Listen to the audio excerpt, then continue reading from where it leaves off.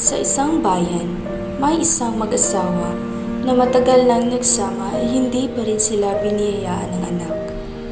Subalit sa kabila ng lahat na pinagdaanan nilang dalawa, ay hindi sila nawawalan ng pag-asa at palaging nananalangin sa Panginoon.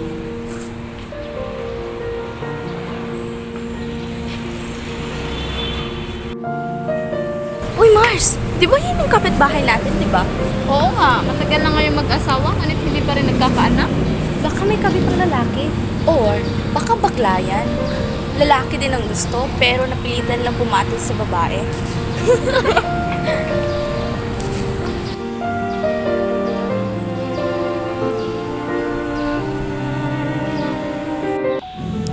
Sa kabila ng panghusga ng mga tao sa kanilang paligid, ay hindi pa rin nagpatinag ang mag-asawa at patuloy pa rin nanampalataya sa Panginoong Diyos na balang araw ay pagkakalooban din sila ng anak.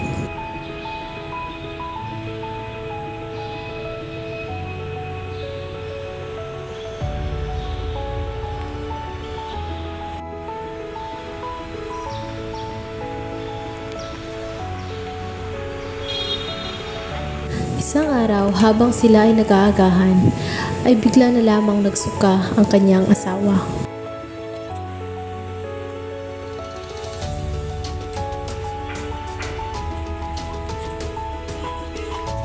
Jessica, magpa-check up na muna tayo, tara.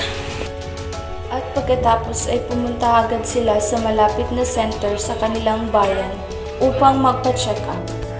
At tuoy bumungad sa kanila ang isang napakagandang balita.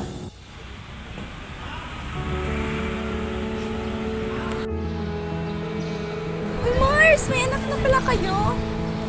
Wow, ang cute naman ng baby. Hindi na ako nito pagbinyag ha. Oo nga! Ang cute! Sana nilang din ako Sige na po, sisipa po kami. Sa huling sandali, sila'y nabuo na rin bilang isang pamilya sa awa ng Diyos at sa kanilang walang tigil na pananalangin sa Diyos. Binigyan rin sila ng unika iha na kukumpleto ng kanilang pamilya.